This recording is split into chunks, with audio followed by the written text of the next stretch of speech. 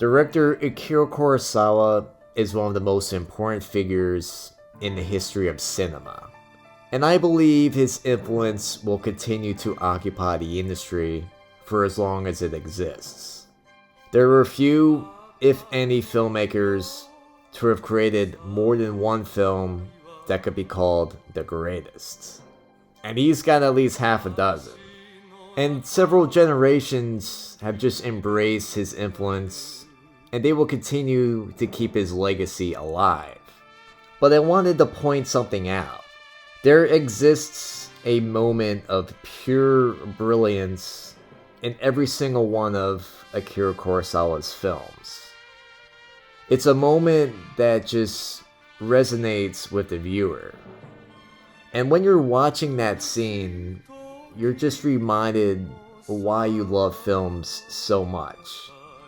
And for this video, I've decided to just point out each one of those moments. I won't go through each one of his films, and I probably could find such a scene in each one, but instead I'm just going to focus on the ones that stand out the most.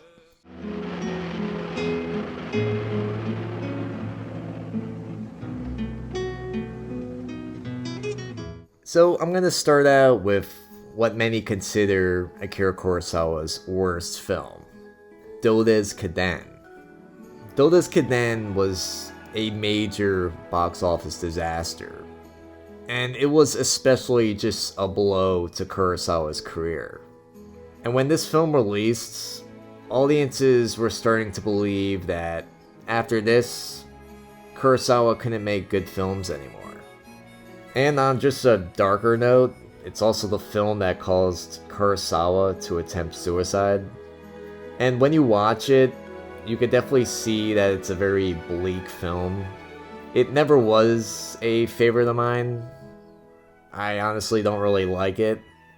I mean, the setting itself is actual garbage. You could say this film is trash. I mean, we go to Kurosawa to see beautiful visual landscapes. This is the opposite. But there is one redeeming scene of pure beauty. And perhaps it's so impactful just because of how ugly the rest of the film looks. And it's really at the end of the film, and it's just this long panning shot on this wall of art. And it's a standout scene that I always remember when I think about this film.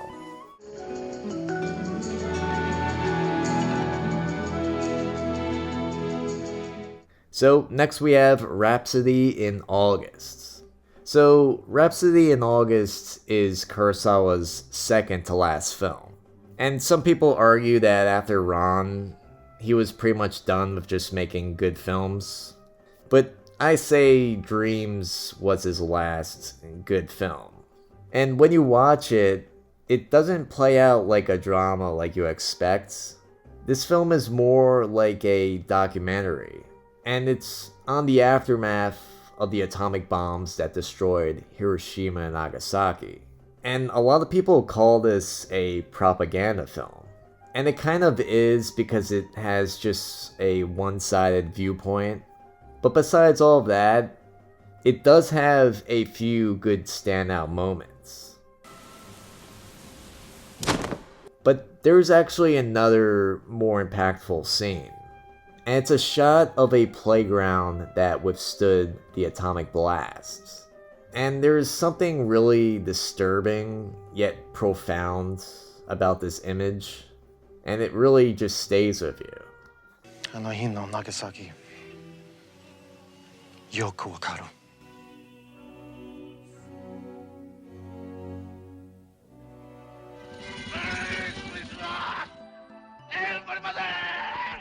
Next we have Scandal. So Scandal is one of his films that really just fails to get mentioned a lot. And it's not that it's not good, but it's just that he has so many other better films. But the surprising thing about this film is it's sort of a Christmas movie. And there's a Christmas party in it, and it's the standout scene of the entire film. And it really is just such a great scene, and everyone's just having such a good time in it. And we get to see Toshiro Mifune and Takashi Shimura partying together. And I just love the Christmas decorations, and for some reason there's a lot of silver stars, but it's a scene that really just resonates with me. And I think we should all just try to party like Shimura and Mifune. I think it would be a much better world.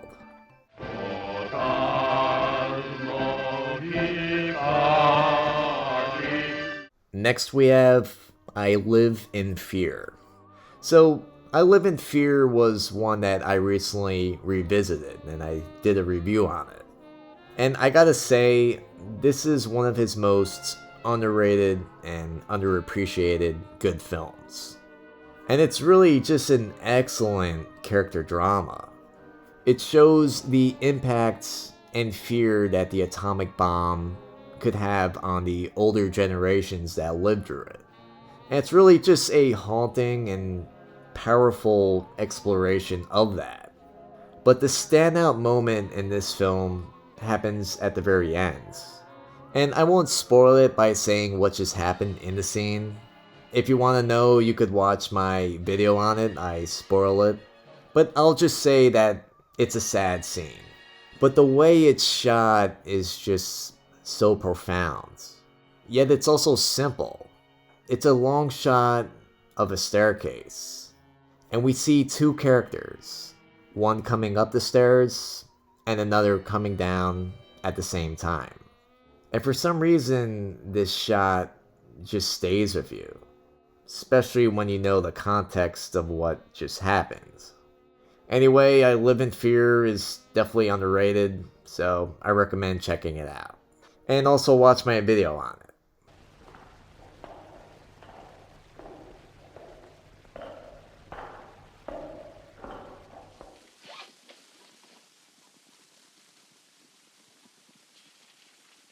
And next on the list we have The Bad Sleep Well.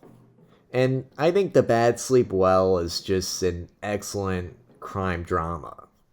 And I'd even consider it a gangster flick, except it has bureaucrats, but they're like gangsters in this anyway.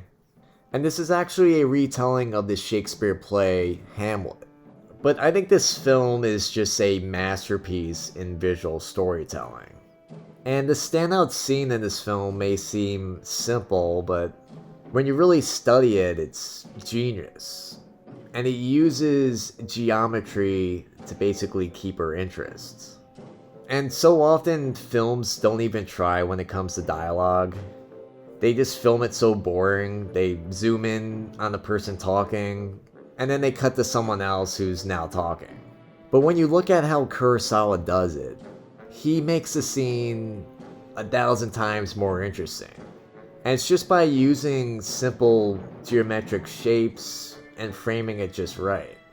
And when you watch this scene, Toshiro Mifune doesn't say a word, but he owns the scene, and he does so with just his posture and his eyes. And Kurosawa, by staging the scene with triangles and squares, he gives her eyes multiple points to focus on. And it completes a story in just 2.5 minutes. And there's a geometric beauty about it.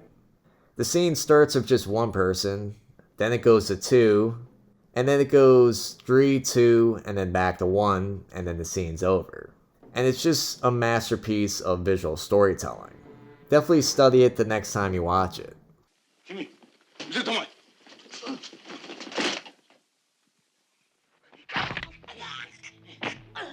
And next we have Redbeard. So Redbeard is the 16th and final collab between Kurosawa and Toshiro Mifune. It tells the story of a small town doctor and his arrogant assistant, and takes place near the end of the Edo period in the 19th century. And this is not at all an action-packed epic like we're used to with the duo in previous films, but still it manages to have a show-stopping fight sequence. And it's kind of funny because it is sort of out of place, and I always viewed it as just Kurosawa making this epic emotional drama, and he can't help himself from just putting in an awesome fight scene. And the scene is all Mifune.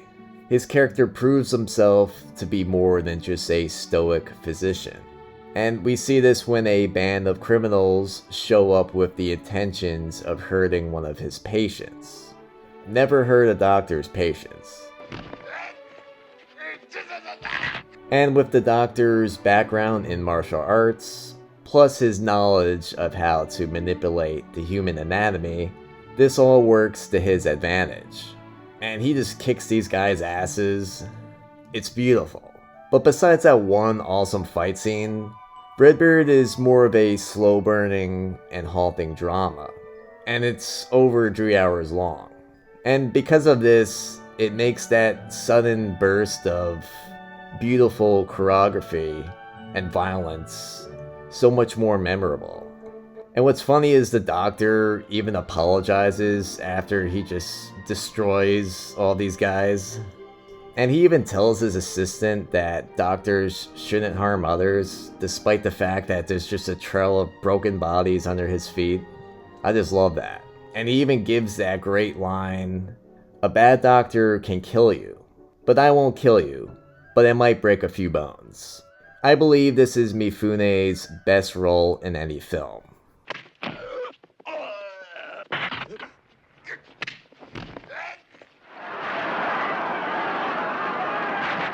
And next we have The Hidden Fortress.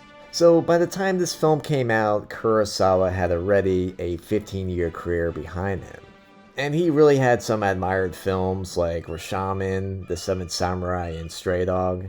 And in comparison with those films, The Hidden Fortress could really be seen as a step back. It's a pure action-adventure movie. And that's actually a big reason why it took me so long to finally watch this movie. I just thought it was just going to be a cheap action movie. And I was wrong, obviously. But the reason he went with this genre instead of the dark tones of the previous 3 films, which actually were unsuccessful, and it's because he needed a success to reconnect with the audience. And he needed a big rebound with the confidence of the producers. And for me, this is just the perfect adventure film. And it just offers everything that a adventure film should have. It has a strong hero, and it's also got comedy relief with the 2 peasant characters. And I believe that Kurosawa was right to make this. And the movie was a big hit, not only with the public, but the critics loved it too. And this film really just cemented his reputation as an all-around filmmaker. One that's just capable of entertaining as well as showing deep, character-driven films. Even better is it greatly influenced a young filmmaker, George Lucas. And he would go on to just build his own massive universe with Star Wars. But the most interesting aspect of this film is its narrative. We start the movie in the middle. The great battle has already happened. We don't know the reason of it, and we haven't met any of its leaders. All we get is the perspective of the 2 low-class peasants. And just like the audience, they're a bit clueless to the bigger picture. And I believe that the standout scene in this film is the prisoner escape scene. This is the massive escape from the prisoners of the Yamana clan. And for some reason this scene is always overlooked and it's not talked about enough. And I never understood why. I mean, it's massive in scale, and it's just an amazing sequence. And there's just hundreds of extras fighting. And it's big and chaotic. And it's interesting because it's a bit out of place. We get it in the first act of the story. Usually you save scenes like this for the last act.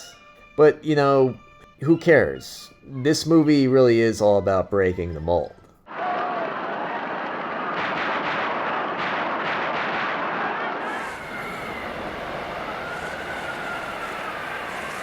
And next we have Dersu Uzala. So the early 70s were a difficult time for the legendary Japanese filmmaker. And this was coming off of the back of his first commercial failure with Dodes'ka-den. And just having been fired from the Hollywood project Tora 1970, the director at this point attempted to take his life, and this was in 1971. However, his fortunes would actually improve the next year, and this was as Studio Mosfilm in the Soviet Union actually offered him the opportunity to adapt the 1923 biography Dersu Uzala. And Kurosawa had actually always wanted to do an adaptation of this story, so he very quickly accepted it. And he created what I believe is the best Man vs. Wild epic. And for some reason this film is just very overlooked. And this film is just breathtaking. I'm so glad we finally got a Blu-ray of it. And when you watch it today, you actually appreciate it more, because it's actually filmed with real environments. And there's no CGI like we're used to. And what's kind of cool too is this was actually filmed where the story takes place, in the Usuri region. And because of that, you could just tell that a lot of scenes were very dangerous to film. But the sequence that just captures the battle with nature the best, but it's the scene with the storm in the reed field. And if you've seen this film, then you know what I'm talking about. This is where Dersu and the captain are just racing against time to find shelter, because this incoming storm is just blowing in, and it's gonna kill them if they wait till nighttime. And they're just in the middle of nowhere, they're near this frozen lake, and they're just unsure where to go. Dersu tells the captain to move quickly and to start gathering as many reeds as he can. And they both just attempt to build shelter.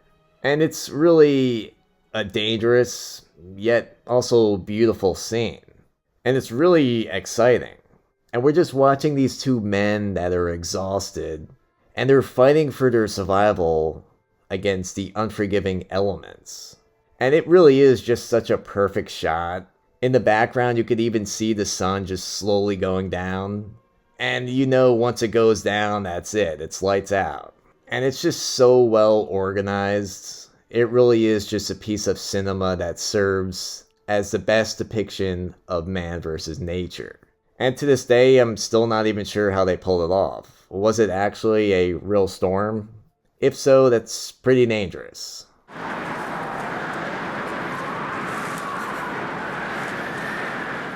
And next we have Kagemusha.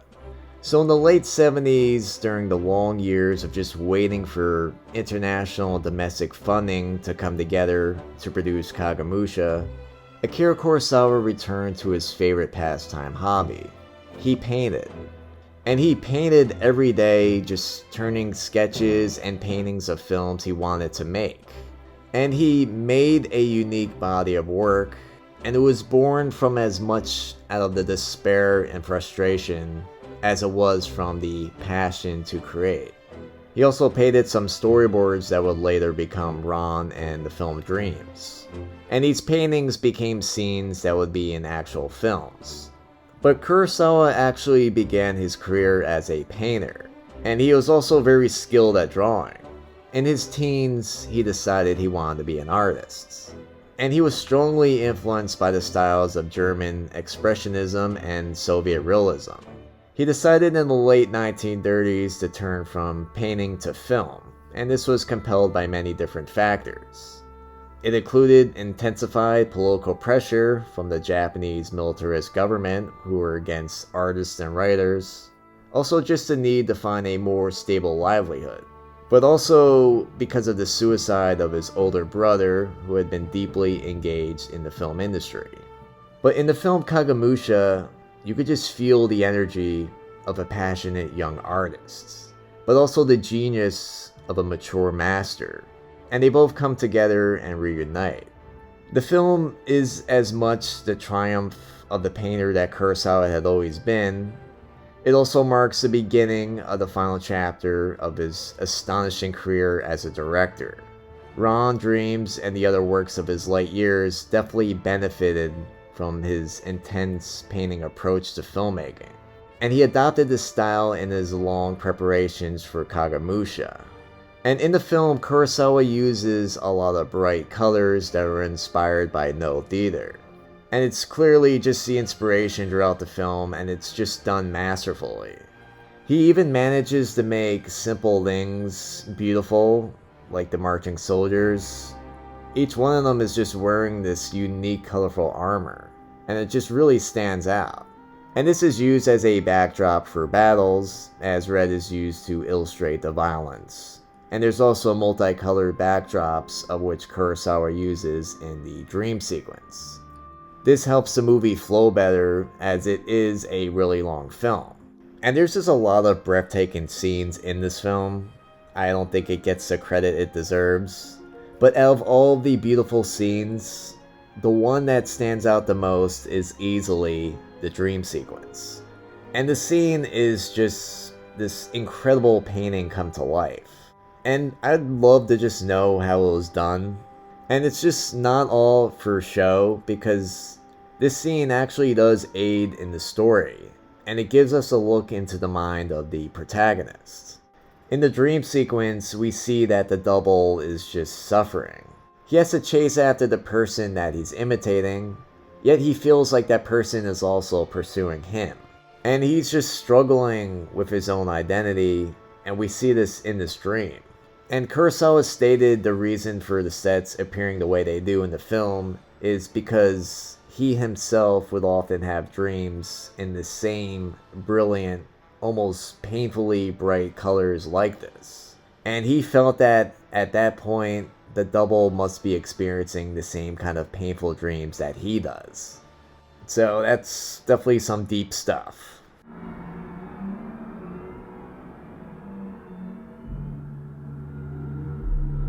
And next we have Dreams, another underrated really good film. So Dreams presents a series of separate stories. And basically this is an anthology film, where each short story is a representation of a real-life dream that Kurosawa had. Each one is very colorful, surreal, and there's plenty of just great, memorable segments. But perhaps the one that's the most well-made is the one that is a Vincent van Gogh's painting come to life. The visuals just do a great job in showing Van Gogh's style in live action, and it's just beautiful to look at. It's like you're actually entering into a painting, which is a great representation of Kurosawa films. And it's Kurosawa's way of paying tribute to one of his favorite artists. And to top it off, Martin Scorsese appears as Vincent van Gogh. It's a great segment.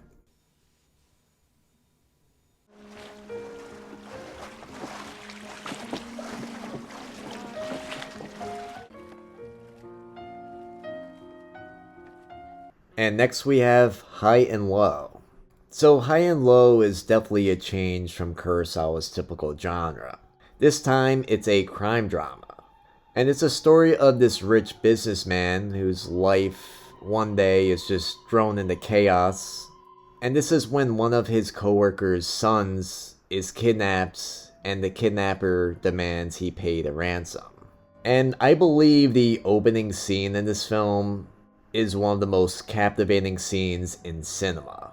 And it's mainly just because of the build-up. And it doesn't just stop there. The first half of this film is just incredible. It's deeply captivating. And that's a surprise, because when you look at it, all it really is just detectives just listing off clues for an hour. However, this slow drip feeding of different clues into the crime and its motives are somehow extremely tense. And it's exciting. And it's because as it goes on, more and more is revealed about the characters, especially Mifune's character. And we see him go through this full character arc, all in the first hour. And this is because he starts as this money-driven and prideful businessman, and by the end of the act, he sacrifices all this just to save someone else's kid. And this is all with just the knowledge that this decision could just end his career, everything he's worked his whole life for. But I feel that the opening intro in this film is truly just a work of art. And it's really what puts the rest of the film into action.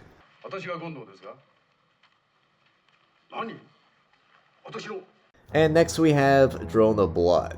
So the best Kurosawa period pieces were often Shakespearean, but Drone of Blood took things one step above this. And this was by just taking many of its plot and character beats directly from the story Macbeth.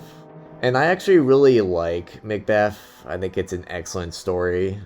Just the concept of having the knowledge of what your future is going to be, and just by knowing that, it leads you to murder and kill one after the other to cover it up and to get what you want. And I think the samurai setting just goes perfectly with this. And it really is just a dark and brooding atmosphere. It's done so well. But the standout scene, I think, is obvious, and it's the arrow scene. And I was never quite sure how they achieved it because it looks real. But when I read into it, it turns out that it was real. Kurosawa made the bold and dangerous decision to fire real arrows at Mifune. And this means that his terrified expression may not have been entirely caused by his great acting ability. And we just see these arrows just swarming all over the frame. It really is just a breathtaking scene, and it can never be replicated again.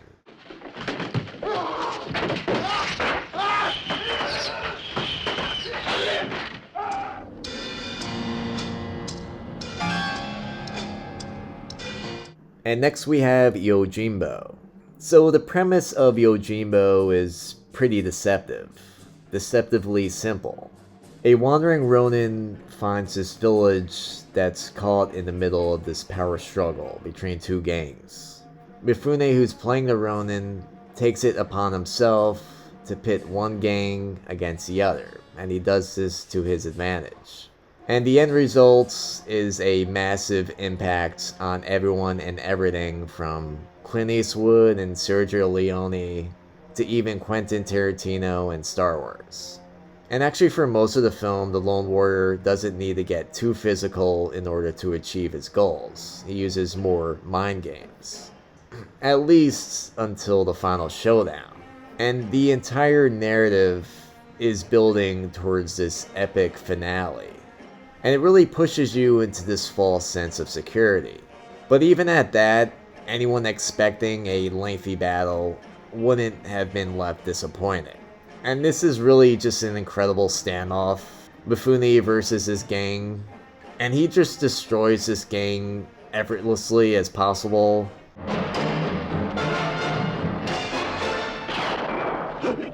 He's so highly skilled that even firearms are no match to him. Even giant ogres. He cuts right through everyone in lightning quick fashion.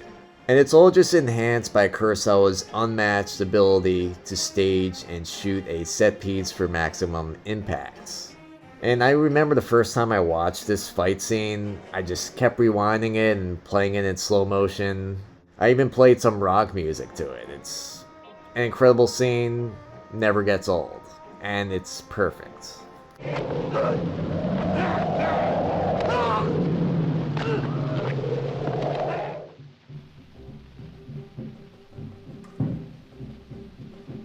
And of course we have Rashomon. And this might be Kurosawa's earliest masterpiece. Some could even argue that this is his best film. And it tells a memorable story about a crime and how every eyewitness all had different accounts of what happened. And this film has been studied and interpreted many ways for decades. And it's a real work of art. And I find that this film actually holds up really well even now. Just the way it was filmed, each shot is really only a few seconds long, much like modern films. But the scene that stands out is the one that kickstarts the entire plot. And it might be the film's most striking moment. And this is the scene with the woodcutter. And we watch him walk through the woods, and he discovers a body, and it's only partially shown. And it's an example where the viewer's imagination is all that's really needed to fill in the blanks. And right after the scene, the film only becomes more suspenseful and psychologically tense. And what I love about the scene too is it actually films the sun. And you might not think much about it now, but back then, this was never seen before. And it would actually destroy the cameras.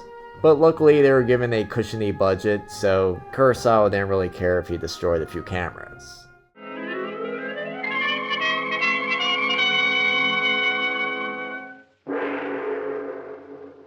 And next is Sanjuro. And this is a sequel to Yojimbo. I believe it's only one of 2 sequels that Kurosawa ever made. And in this film, we see Mifune return as the Lone Wanderer. Last time he defeated the 2 gangs and took over the city. But this film is actually a lot more involved. And it's even a much more complex dispute. And instead of gangsters, this time it's a battle between samurai and corrupt politicians. And I recently did a video on this film, and I named it the greatest sequel of all time. And the big reason for that is that it stands on its own without relying on the previous film to pick it up. And this film also made my #1 spot in my greatest samurai duels ranking video. So it's got a lot going for it. But with this film, it's not really hard to choose a best scene. It's obviously the ending. And it really is just an unbelievable scene. Even now, every time I rewatch it, I can't believe it. And it depicts one of the most iconic duels in film history. And it's really the build-up to the fight and just the shocking violence that we see that stands out so much. And what's great is it was a mistake. It was a special effects failure, and it created a massive blood spray when Mifune's character lays the killing blow on Tatsuya Nakadai. And thankfully Kurosawa realized that it looked awesome, so the mistake was ultimately left in.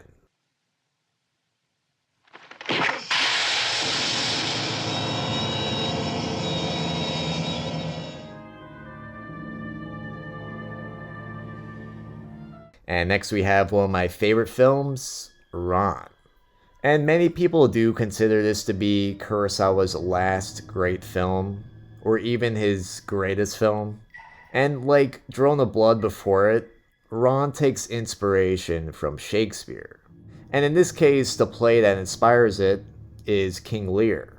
And it's a story about 3 brothers who are driven to war, and this is when their aging father gives up his throne.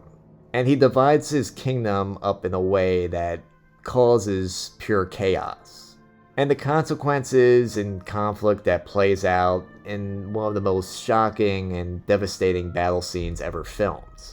And this is where an army just annihilates this castle.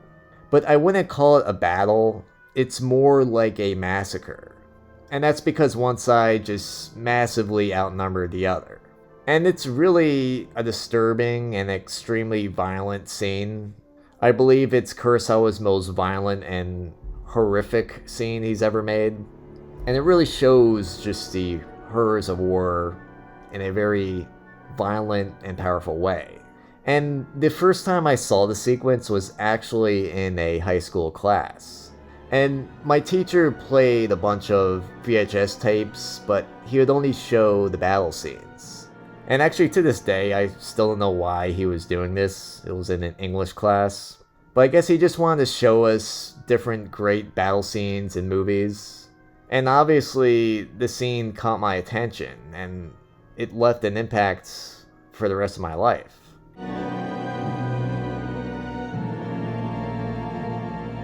Anyway, Ran is a great film.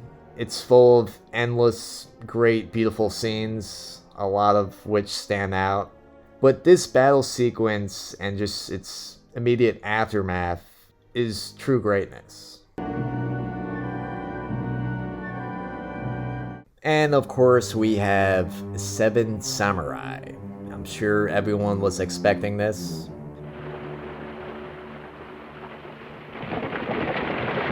And the battle scene at the end is possibly the single most influential action scene in the history of cinema. And Seven Samurai just has such a massive presence over the entire filming medium. And it's so influential that its plot and characters continue to repeatedly be reused for inspiration almost 70 years later. Everyone from Steven Spielberg, Martin Scorsese, Jack Snyder, George Miller, Ridley Scott, and just endless other filmmakers and franchises definitely owe at least a small bit of gratitude to this final showdown. Samurai versus bandits, heroes versus villains, good versus evil. And part of why it works so well too is that we never see the bandits humanized. We never see the point of view. So instead, it focuses on the struggle itself. And this is something that people have been doing and dealing with since the beginning of time, again and again, even to this day. But this fight scene is just so expertly filmed. And it began what would become common practice by using multiple cameras to shoot the same scene. And this is simultaneously from a number of different angles, and just cutting back and forth between various battles within the battle. It displays a mastery of spatial awareness, but also spacing, editing, and just composition, all masterfully done. And actually just hearing about this battle scene is what got me to watch this film. Way back, I saw it in a ranking, the top fight scenes in movies, and this one came up as number 1. And I was on the fence because I wasn't really into old movies at the time, but this scene is what got me to watch Seven Samurai, and it's just what led to my love of film, samurai, and everything that this channel stands for.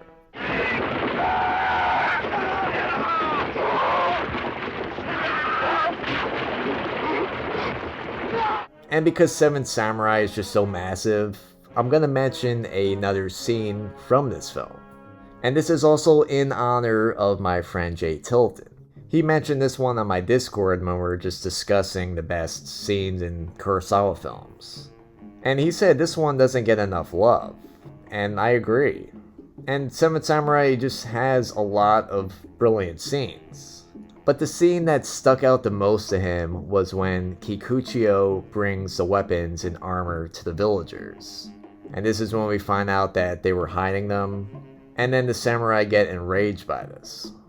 And so Kikuchiyo just launches into a rant about how, yes, the villagers have done evil things, but he raises the question on what caused them to do so. And this places the blame on the samurai cast as a whole.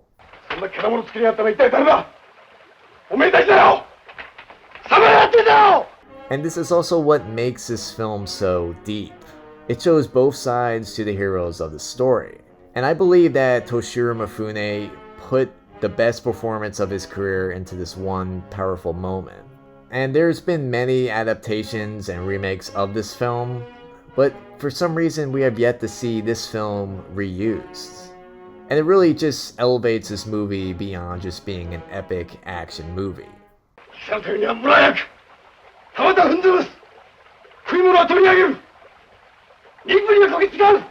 And next we have Ikiru. So there's really an argument to be made that Ikiru is Akira Kurosawa's most emotional and even life-changing movie. And it's really a big change from his samurai films or his crime thrillers that really populate most of his filmography. Instead, Ikiru is just a quiet, character-focused film, and it's about a bureaucrat named Kanji Watanabe. And he finds out that he has a terminal illness. And just the way this dramatic news impacts the last stages of his life, it creates for an unforgettable film. And it's actually based on the novel The Death of Ivan Ilyich. Ikiru translates to live, and this is what Watanabe aims to do at his fullest. And this is once he's just overcome with that initial shock and just intense sadness that comes with learning of this illness. It's a sad film, but it's also very hopeful. And we just watch him find meaning in his life during his last few days. And it's just paid off with this intensely emotional scene. Yet it's somehow just full of hope. And this is a scene where we just see him sitting on a swing in a park that he helped build. And the background is just covered in snow. And it's pure white, but he stands out. And the song he's singing just gets me every time. I always cry every time I see it. And I also just have a real personal connection to this film. At one point in my life, I actually suffered through a similar terminal illness. And the crazy thing too is, when I was going through that, it was actually the first time I watched this movie. And so I very much related to Watanabe. I, of course, was much younger, but I was always sort of an old soul. And I can't lie, this movie changed my life. And what it did is, it made me want to make the most out of what I had. And also just to leave something behind. And what I did was I created this YouTube channel. And it's all just because of this film. And movies may just be a hobby to most of us. You know, something that just makes us happy or escape for a few hours. But how many films have actually changed your life?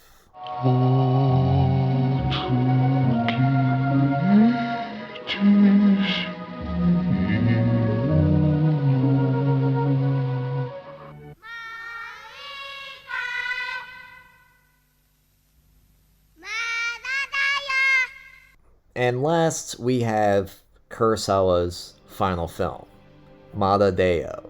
And this might come as a surprise. You're probably just expecting Seven Samurai or Ikiru. And it was a surprise to me.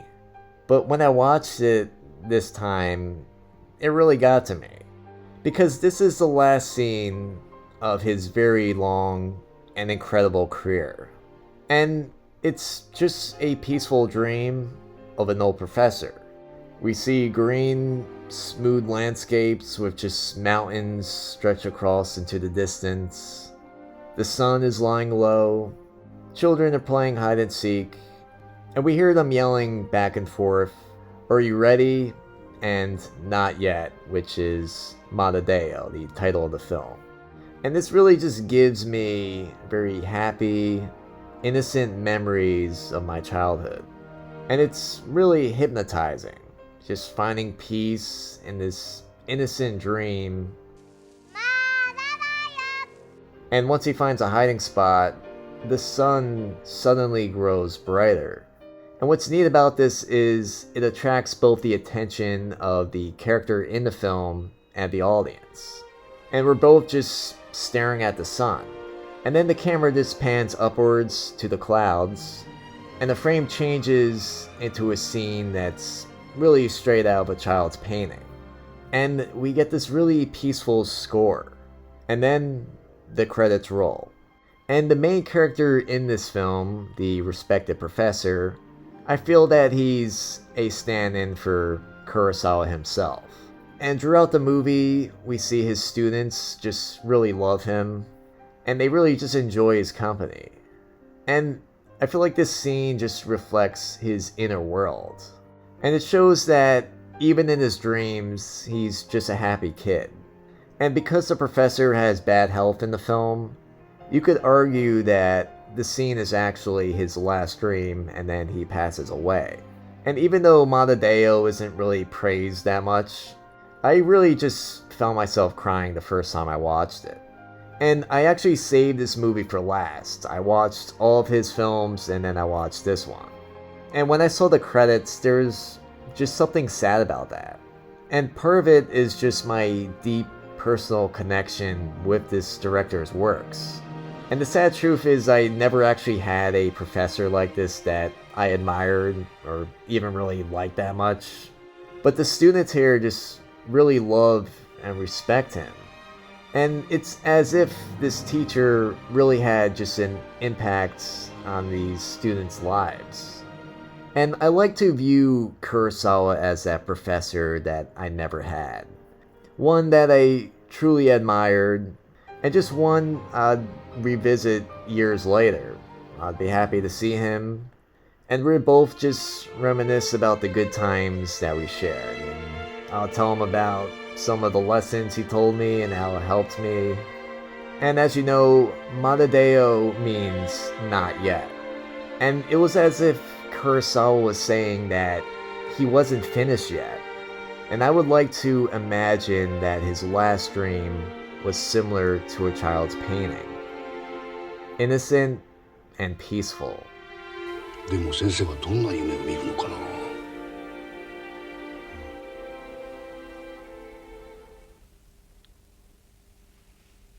夢も禁目だよ。